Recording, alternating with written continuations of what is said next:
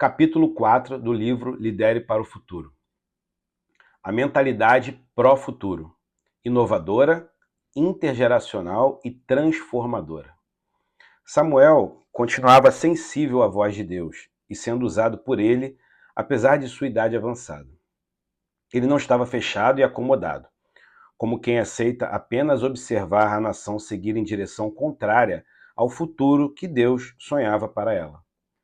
Com sabedoria, sensibilidade e discernimento, ele fez a pergunta que talvez fosse a última que Jessé gostaria de ouvir. Não tem mais nenhum outro filho? Foi então que Jessé, meio sem escolha, teve que admitir a existência do caçula que tentou esconder. Eu não consigo imaginar essa cena bíblica sem um almoço ou jantar preparado após o sacrifício. Afinal, estamos falando da cultura judaica. A mesa estava posta, a comida estava quente, todos reunidos, cheios de expectativa e, quem sabe, famintos. Samuel, apoiado sob seu cajado, olha para Jessé e diz: ninguém se sentará à mesa até que o garoto chegue. Silêncio.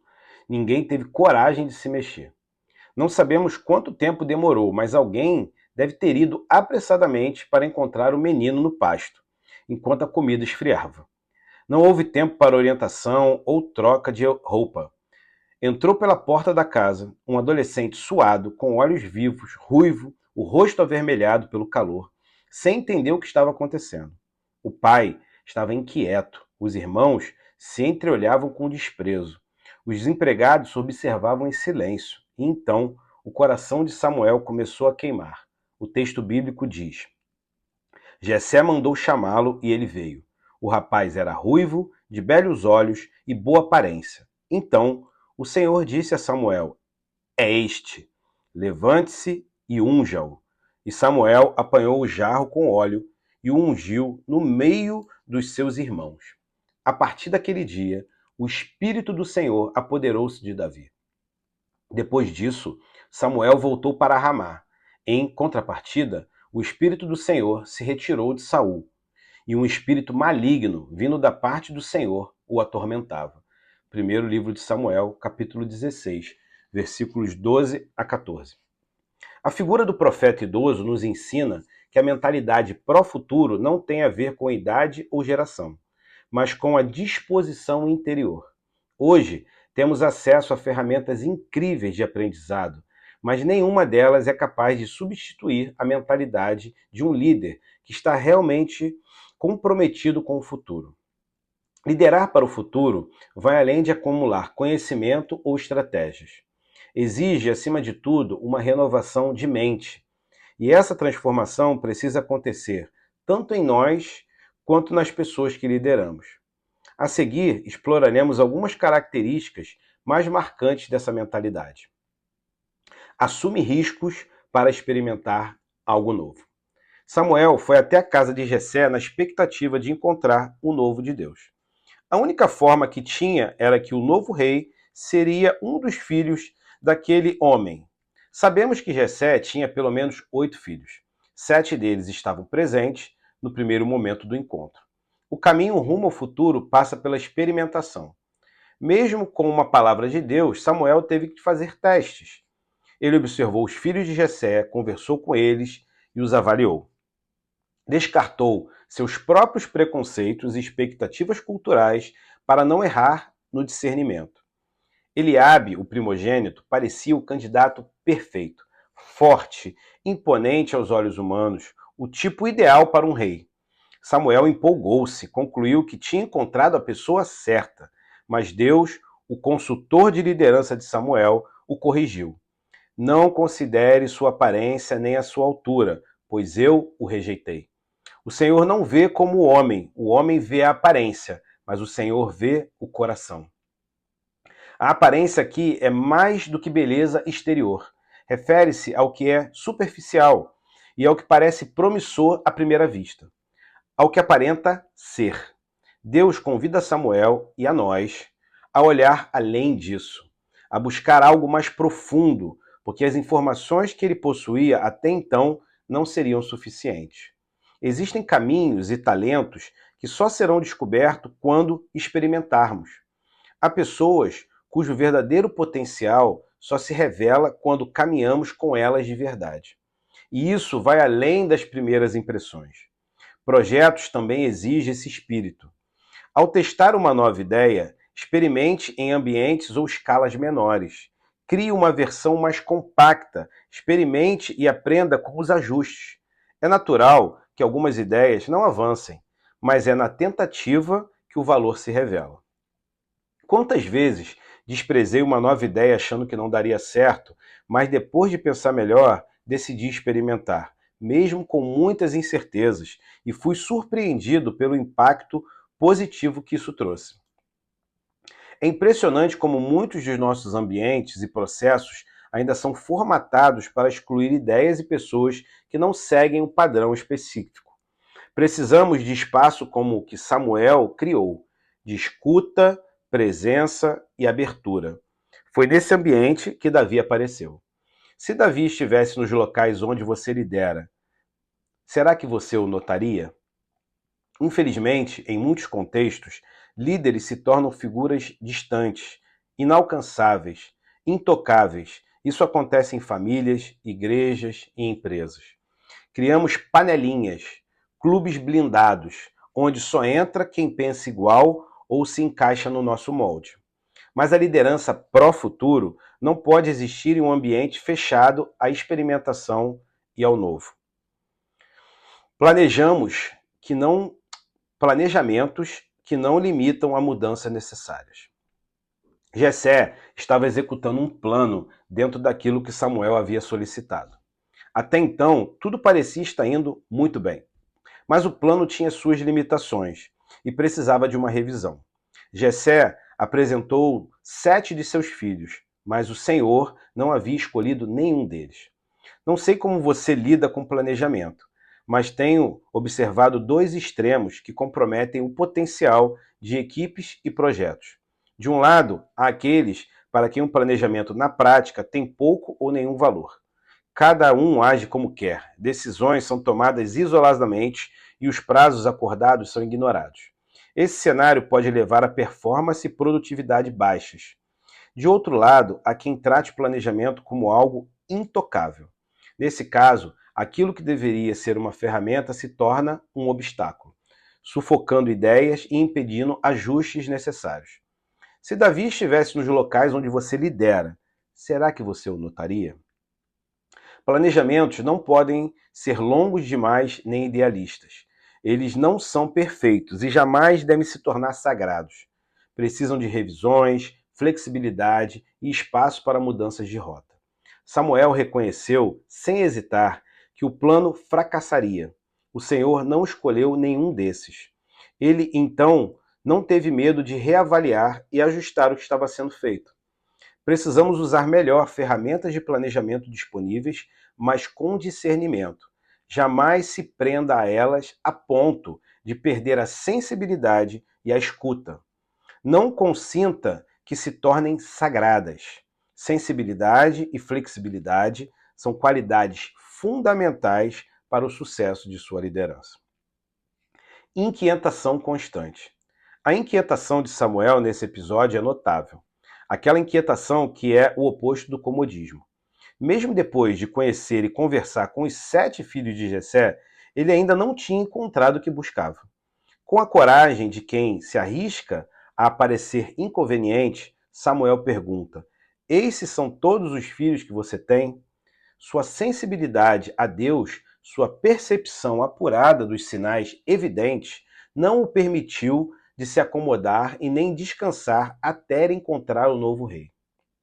Samuel conhecia bem a história de Saul e sabia que sua pujança física não foi suficiente para torná-lo um rei aprovado por Deus. O profeta tinha experiência e sabedoria e estava focado em encontrar um novo tipo de rei. Ele buscava algo novo, autêntico, e não poderia sair dali com um novo Saul. Muitos líderes hoje buscam fazer algo novo, mas depois de muito esforço, terminam replicando velhos modelos. Por quê? Porque não conseguem superar seus próprios preconceitos e preferências por caminhos mais fáceis. Samuel, por outro lado, era detentor de uma constante e positiva agitação interior, um inconformismo santo, uma urgência em não se contentar com qualquer coisa. Ele não estava disposto a sair dali com um novo Saul ou um Eliabe. A inquietação o fez elaborar a pergunta certa: não há mais ninguém? Líderes inquietos e inconformados muitas vezes podem ser mal compreendidos. Podem ser vistos como perfeccionistas, exigentes ou difíceis demais de agradar. Mas uma coisa é certa: eles nunca serão lembrados como acomodados. Não se incomode em ser julgado por críticos preguiçosos que não perceberam ainda o que Deus mostrou para você. Se Deus lhe revelou um Davi, não aceite Saul e nem Eliabe, apenas por conveniência ou pela aparência. Perceba que Samuel estava inconformado, mesmo com um rei forte e vitorioso, pois sabia que a presença de Deus havia sido perdida. Ele estava novamente inquieto, buscando algo diferente para ser novo rei. Samuel conversou não apenas com um ou dois, mas com 7 dos 8 filhos de Jessé. E mesmo quando parecia que não havia mais opções, ele perguntou, incomodou, insistiu, deixou os 7 filhos de Jessé desconfortáveis, parou a reunião e encontrou o que os olhos naturais não viam. Você é daqueles que se encantam facilmente com Eliabes, aparentemente fortes e competentes, ou do tipo que busca o que não está tão evidente, que foi escondido de você, mas que o Espírito de Deus já lhe sinalizou. Considerando a missão que Deus nos deu, enquanto nos contentarmos em ter equipes formadas pelos 7 primeiros filhos de Jessé, correremos um sério risco de não encontrar o Davi que Deus nos escolheu.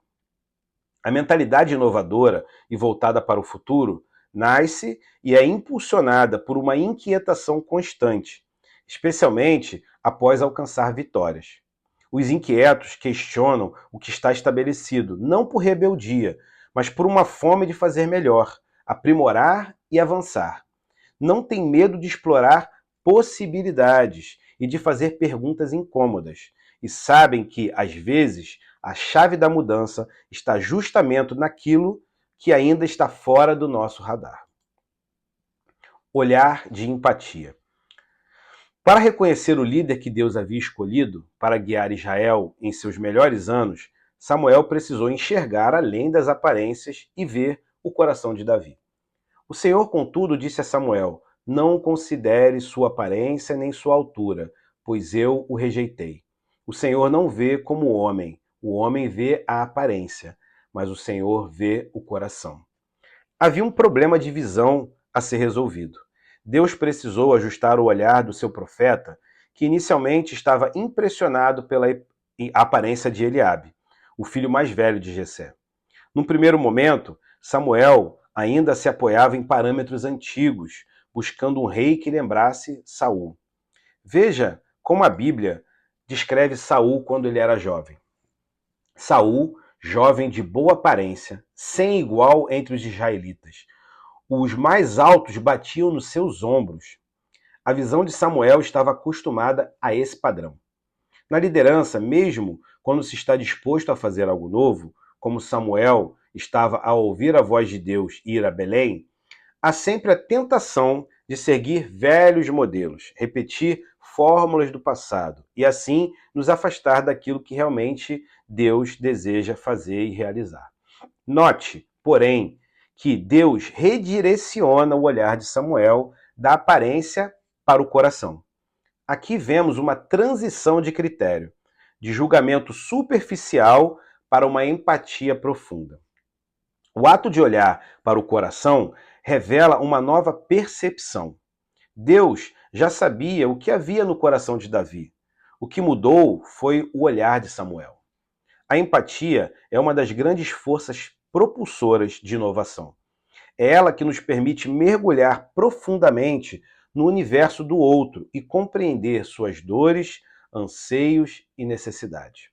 Samuel não saiu de casa com a intenção de ungir como futuro rei um adolescente, pastor de ovelha, desprezado pelo seu próprio pai. A grandeza de Davi não podia ser vista em seu corpo ainda em desenvolvimento, nas espinhas do seu rosto, nas sandálias sujas pelo trabalho do campo ou no cabelo emaranhado por ter sido chamado às pressas para um encontro solene com Samuel. À primeira vista, Davi parecia o menos qualificado, mas em seu coração estavam ocultos segredos que ninguém, exceto Deus, conhecia. Por trás das grandes ideias do nosso tempo, encontramos uma abordagem empática voltada a solucionar problemas de gestão, liderança e projetos de forma mais humana. A inovação empática é aquela que busca entender melhor as necessidades, desejos e desafios das pessoas de forma profunda e humanizada e age a partir disso. Um dos maiores desafios que enfrentei ao longo de 20 anos liderando o Ministério com adolescentes e jovens foi comunicar uma mensagem eterna a uma geração em constante mudança. Um erro comum na liderança é liderar para as pessoas ao invés de liderar com as pessoas. Quando deixamos de entender as dores e os anseios daquele que estamos alcançando, deixamos também de inovar com relevância.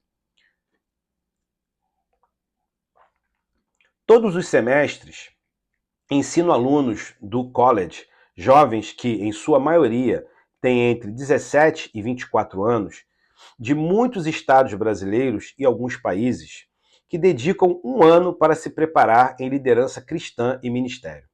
Ao final das minhas aulas, costumo lançar um desafio aos estudantes: apresentar algo verdadeiramente inovador no contexto da liderança cristã. E é impressionante como as suas propostas apontam para questões urgentes e reais do nosso futuro. Se você pensa que os jovens e adolescentes estão buscando igrejas e ambientes que mais parecem shows com iluminação de última geração, onde eles são apenas espectadores, você está completamente enganado. Convido você a olhar com empatia para o coração dessa geração.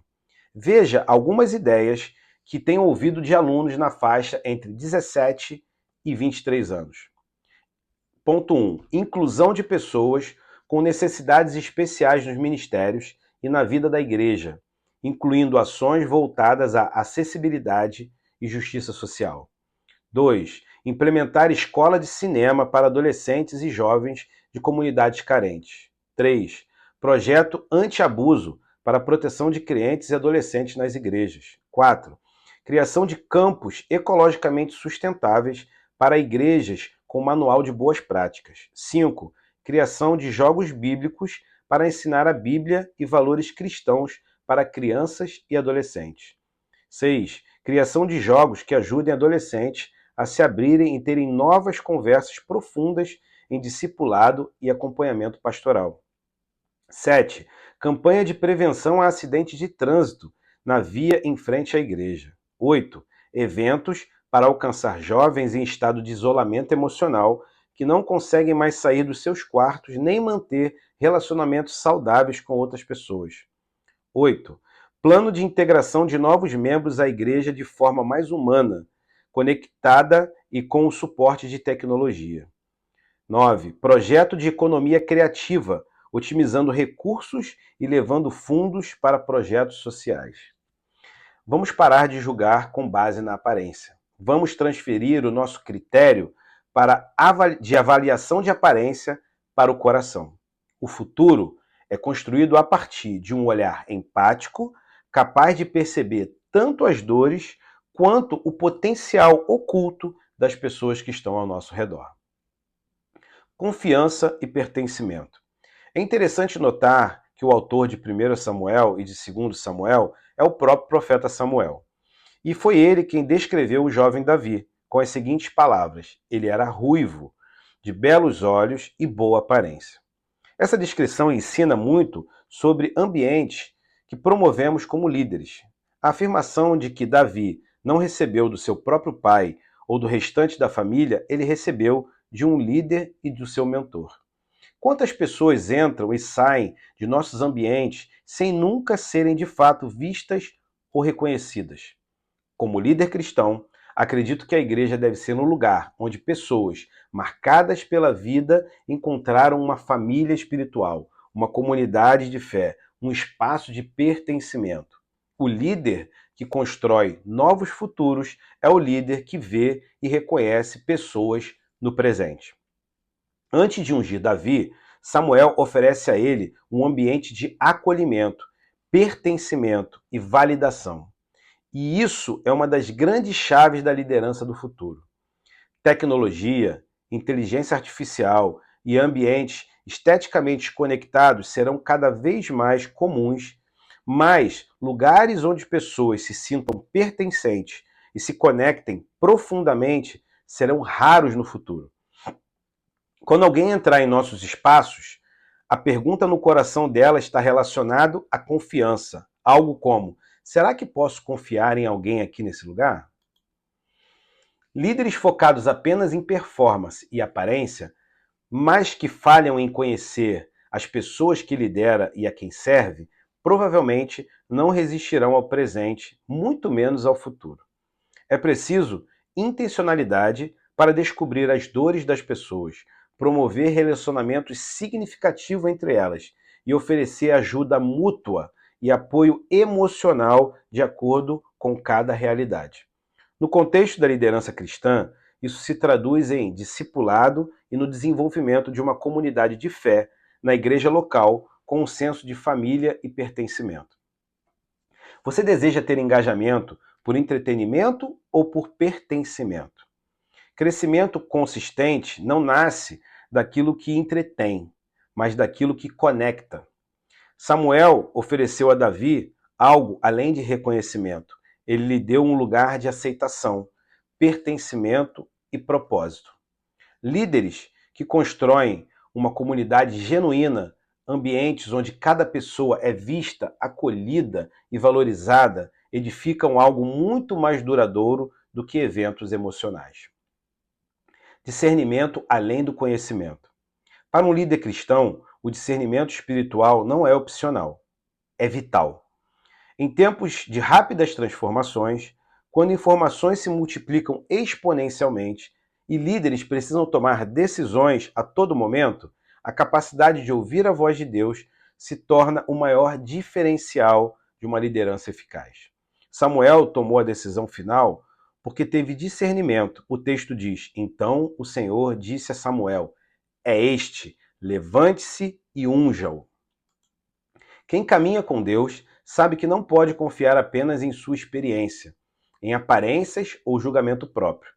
Diante do que estava por fazer, Samuel precisava de mais do que um bom julgamento, ele precisava de sensibilidade espiritual. Mesmo diante da pressão do momento e das expectativas dos presentes, Samuel esperou.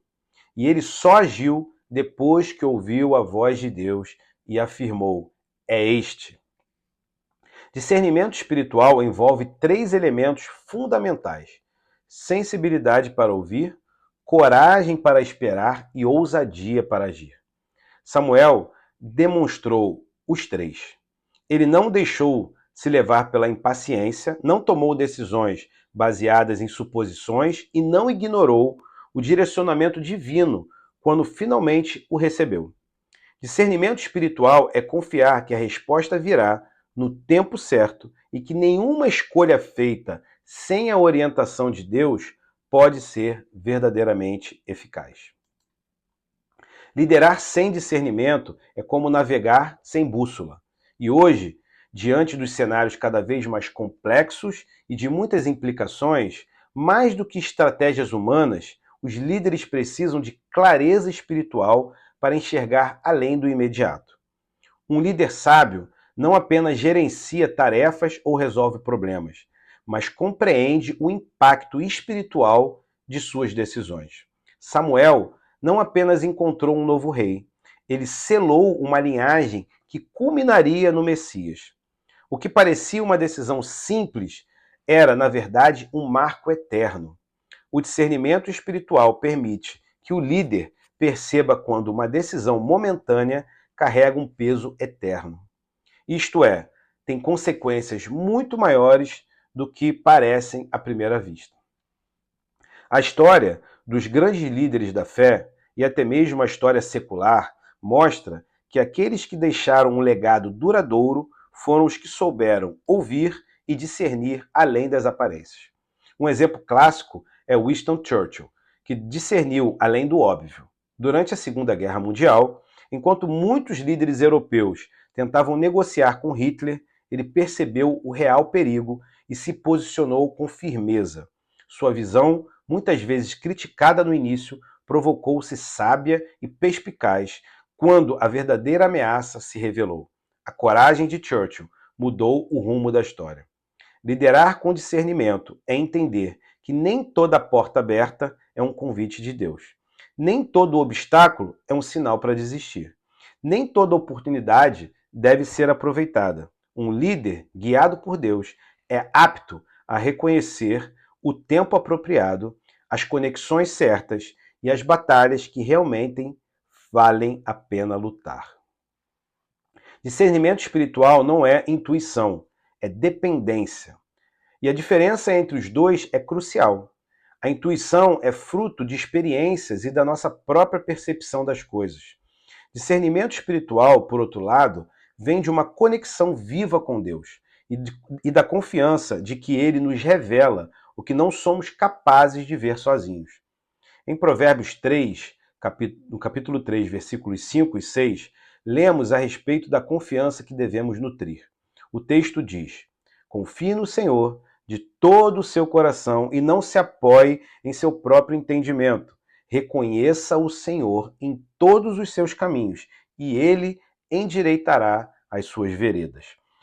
Samuel demonstrou essa confiança bíblica. Ele poderia ter optado por guiar-se pela própria experiência, por seu julgamento ou mesmo pela experiência das pessoas ao seu redor.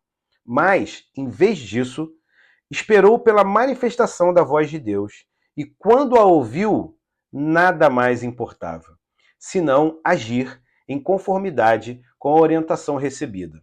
E foi o que fez, sem hesitação.